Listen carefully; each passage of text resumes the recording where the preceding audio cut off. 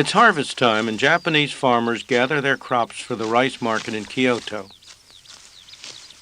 Of course, they'll try to get as much for it as possible, and the buyers will try to buy it as cheaply as possible. That's how markets are supposed to work. That's what Adam Smith, the Scotsman who turned economics into a modern science, observed 200 years ago. He observed something else, too.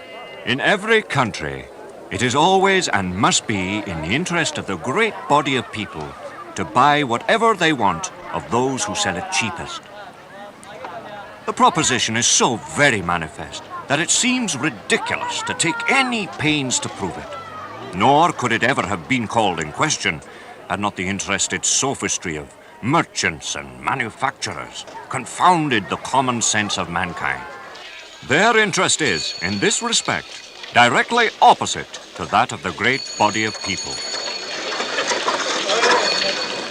Adam Smith's flash of genius was to see how prices had emerged in the market, the prices of goods, the wages of labor, and the cost of transport, could coordinate the activities of millions of independent people, strangers to one another, without anybody telling them what to do.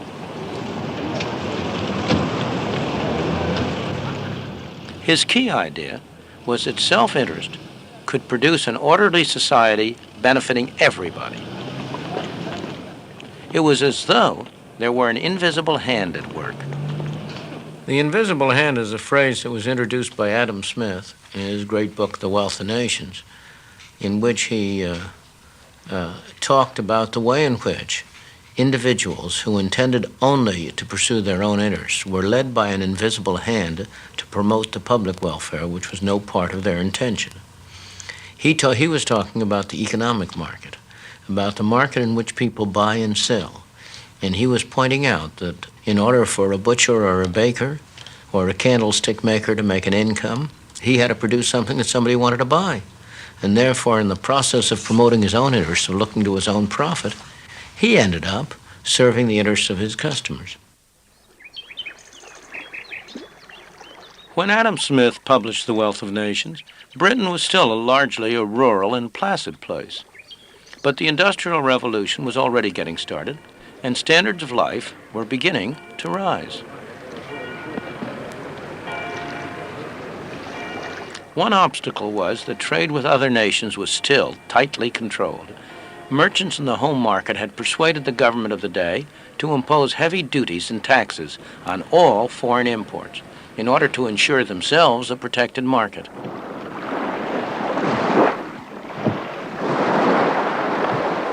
One of the results was to turn Britain into a nation of lawbreakers. Smuggling was a national pastime. Brandy, wines, tobacco, anything with a heavy customs duty on it. For years, the revenue men fought a losing battle along the shores and inlets of the British Isles. In 1846, after years of argument and partial success, the followers of Adam Smith finally persuaded the British Parliament to remove all duties on goods imported from abroad. Britain embarked on complete free trade, giving a further push to the rising standard of life. What happened in Britain as a consequence of releasing the tremendous force of self-interest had the unintended effect of benefiting millions of people all over the world. And by 1851, the evidence was proudly on show at the great Crystal Palace exhibition.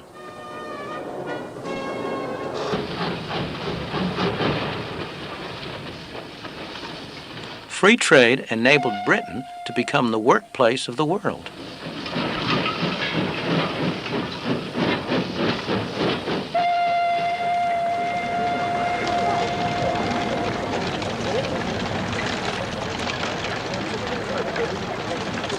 But was it all an accident? I don't think it was. Consider what happened in 1868 on the other side of the world, in Japan.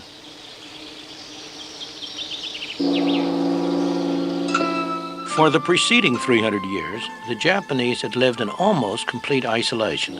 They had discouraged visitors from other nations, especially from the West. The result was that by the standards of the West, Japan was backward. It was a feudal society with lords and serfs, and woe betide anyone who tried to change the order of things.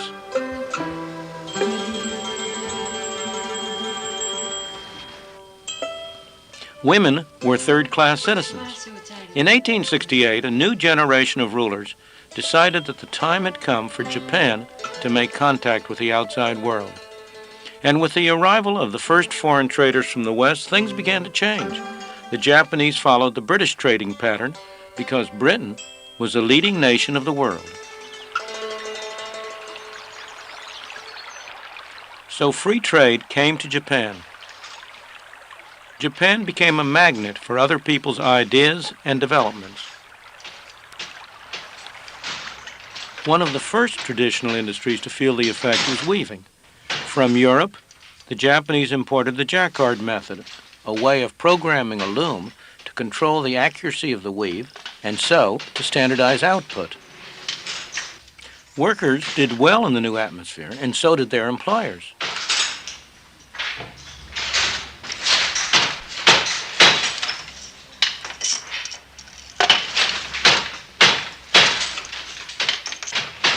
The adoption of mass production techniques meant that workers were able to move out of the traditional industries and into the new industries, which all added to the trade boom.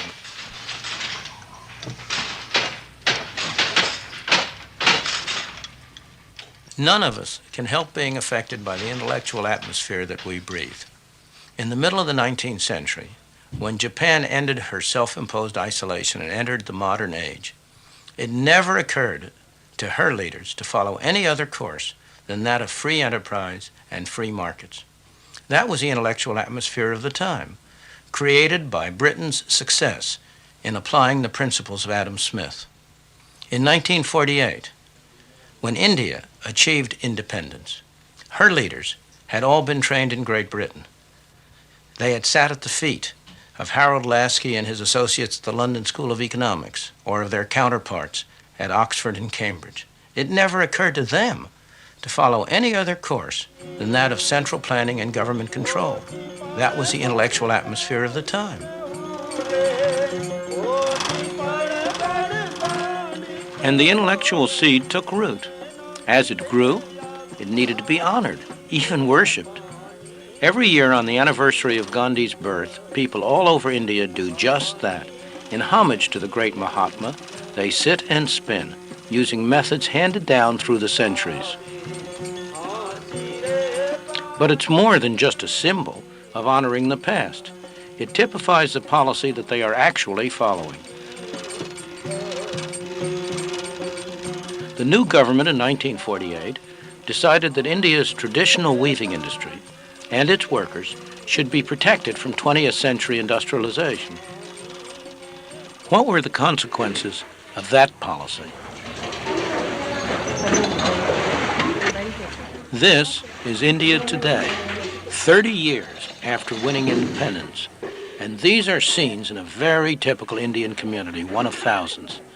It's called Anakaputar, and it's about 1,000 miles south of the capital, New Delhi.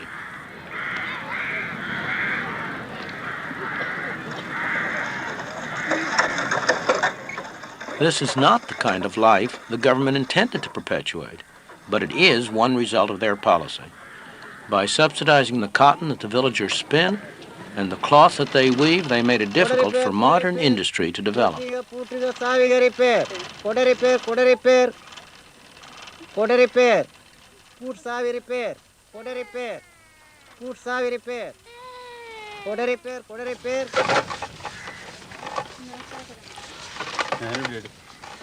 This is sizing. It's an essential technique in cloth production where the yarn is smoothed clean.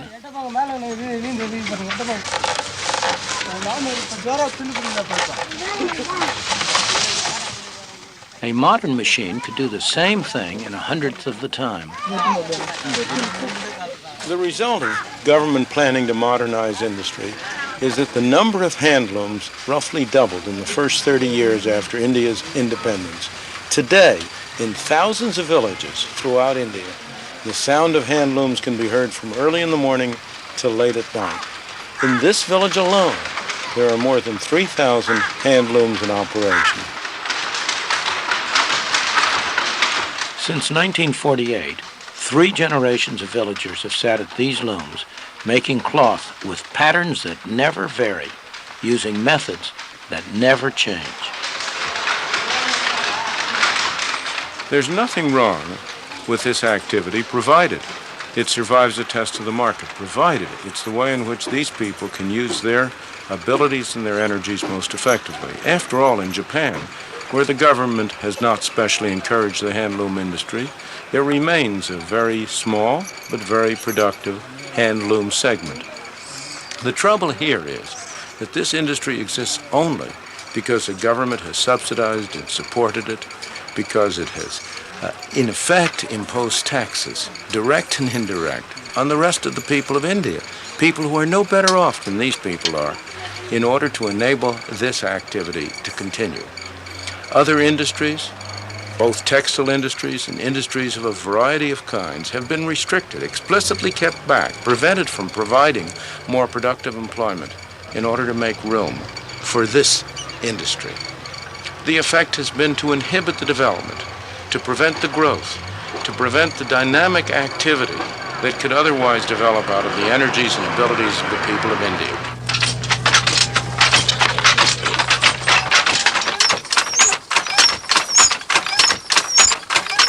This looks like a factory, but it's also home for the people who work here.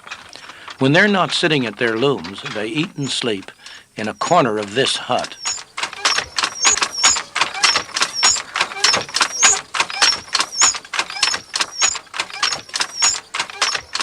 Throughout the world, governments always profess to be forward-looking.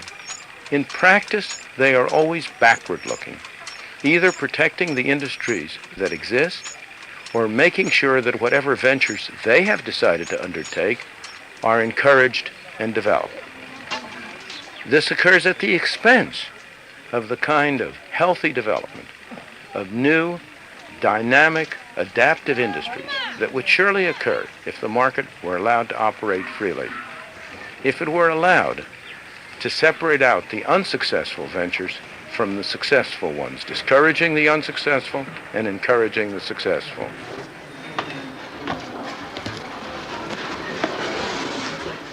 India has tremendous economic and human potential, every bit as much as Japan had a century ago. The human tragedy is that in India, that potential has been stifled by the straitjacket imposed by an all-wise and paternalistic government. Central planning in practice has condemned India's masses to poverty and misery.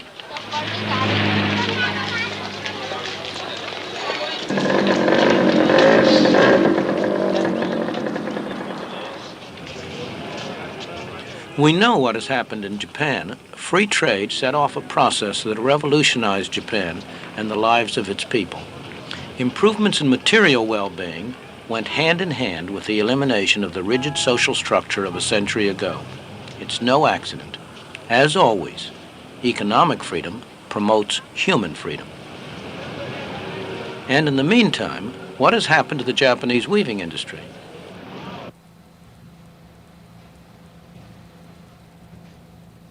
This is how textiles start life in a Japanese weaving shed today. A design for cloth is placed on a drum. As it revolves, it is scanned by an electric eye. Each color, each variation in the pattern and texture is transmitted faithfully to a computer.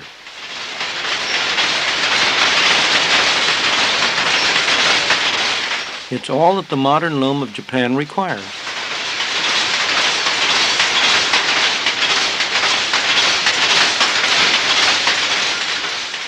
This loom is fitted with electronics that make it one of the most sophisticated of its sort in the world. The fabric it produces is the best silk of its kind. Thanks to the speed and efficiency of these machines, the price of the silk is competitive. The workers are highly skilled and well paid. With the new technology, there's very little a loom like this cannot produce. This piece will become the sash of a traditional bridal gown.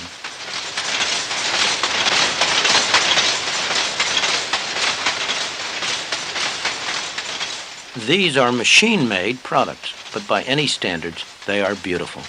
They can stand comparison with the very finest work of the hand loom. And it's not merely the end product itself that's remarkable.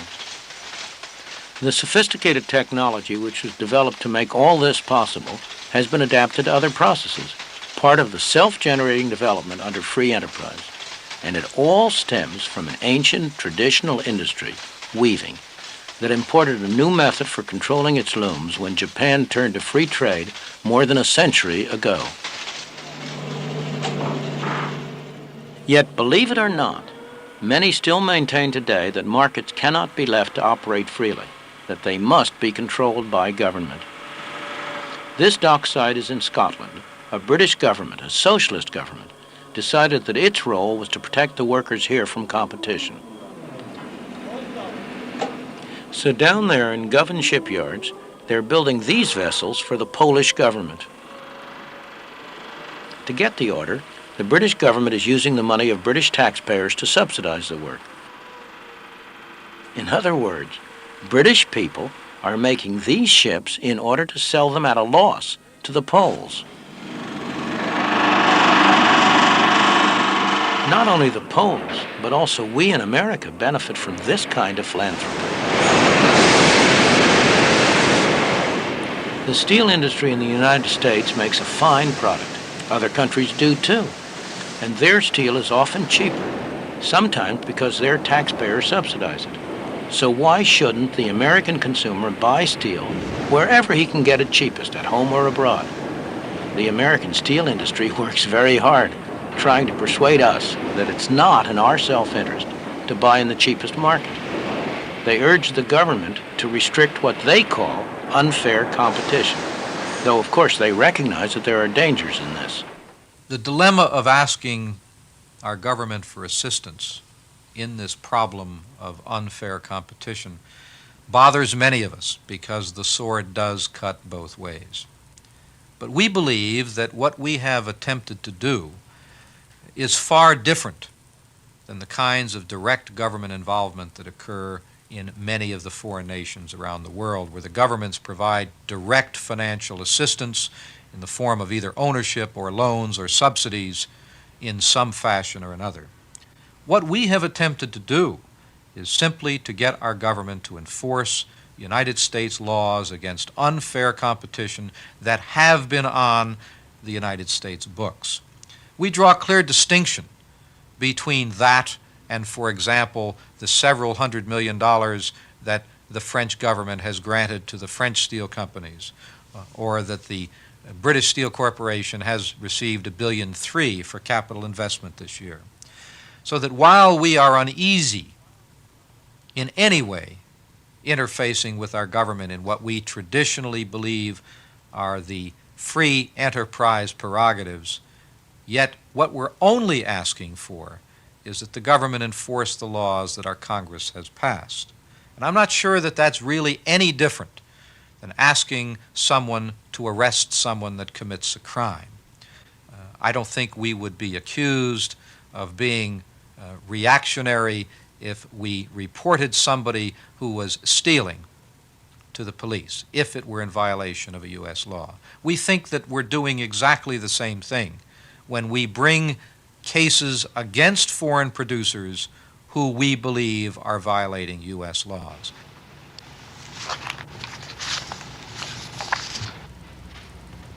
The fallacy with that argument is that it begs the real question. Why should there be laws that in effect prevent you and me from buying in the cheapest market? When anyone complains about unfair competition, consumers beware. That is really a cry for special privilege, always at the expense of the consumer. What we need in this country is free competition. As consumers buying in an international market, the more unfair the competition, the better. That means lower prices and better quality for us. If foreign governments want to use their taxpayers' money to sell people in the United States goods below cost, why should we complain?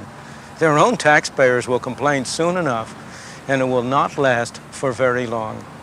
History provides lots of evidence on what happens when government-protected industries compete with industries who have to operate in an open and free market. It's almost always the government-protected industries that come out second best. Ask Sir Freddie Laker, the Englishman who introduced low-cost air traffic across the Atlantic. Who were his chief competitors? They were all government-protected, government-financed, government-regulated airlines. He came out very well, made a mint of money, and you and I have gotten cheaper travel across the Atlantic. Nothing would promote the long-run health of the steel industry, make it into a more efficient, profitable, and productive industry than for the U.S. government to keep its hands off, neither providing special privileges nor imposing special restraints. And what's true for the steel industry is true for every other industry in the country.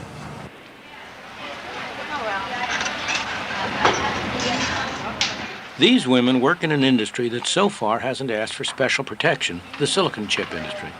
Every one of these small squares on this disk is a highly complicated, integrated micro circuit.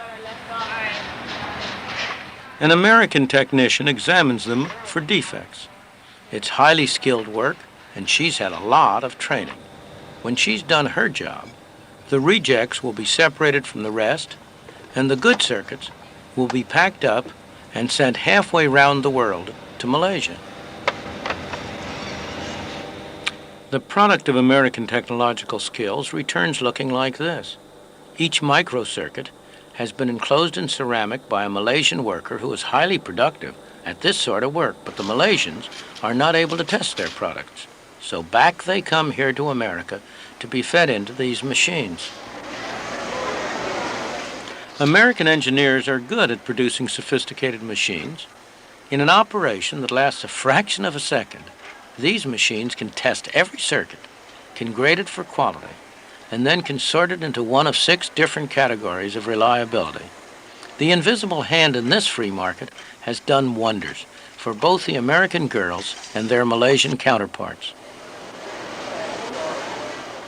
And that's not the end yet, because American silicon chips are exported to many countries where foreign workers assemble them.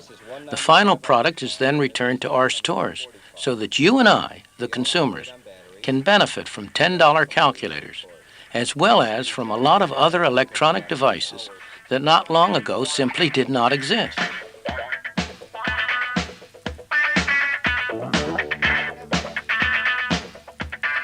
When this hi-fi equipment first came on the market, only the rich could afford it.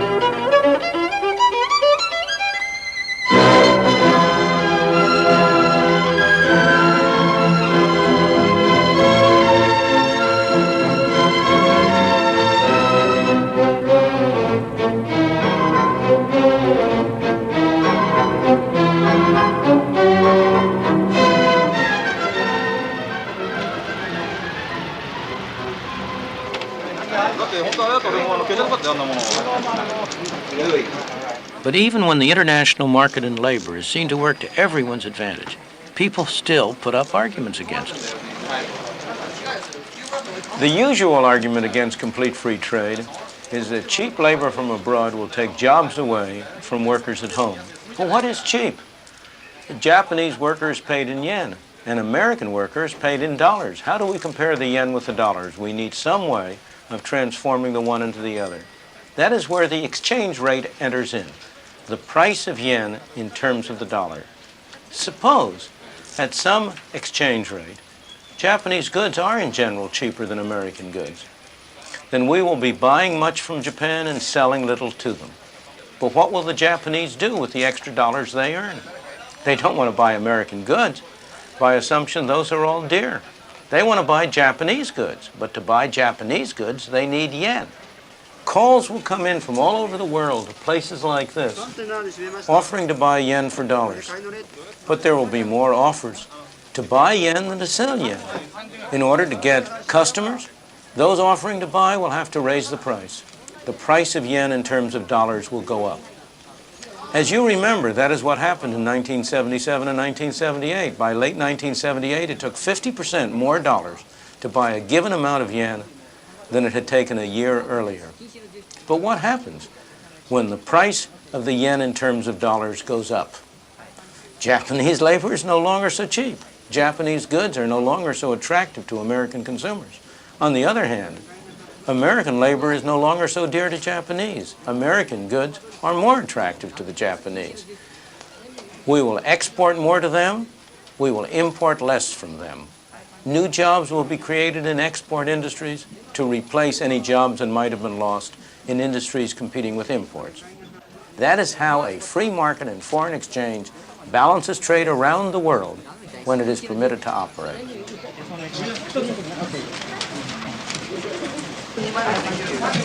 The problem is that more often than not, a free market is not permitted to operate. For reasons that seem to make sense if you don't examine them carefully, governments insist on interfering. But when they do, it's not possible to hide the harmful effects for very long. The main reason why the Japanese yen went up so sharply in price in 1977 and 1978 was because the Japanese government had been trying to prevent the yen from going up in price. In the process, what might have been small disturbances were allowed to accumulate into a major gap in trade. As a result, when market forces finally were permitted to operate, as sooner or later they must be, it took a major change in the yen exchange rate to bring things back into line. Why don't governments learn? Because governments never learn. Only people learn. And the people who learn today may not be the people in charge of economic policy tomorrow. As you contemplate this, you may come to agree with me that what we need are constitutional restraints on the power of government to interfere with free markets in foreign exchange, in foreign trade, in many other aspects of our lives.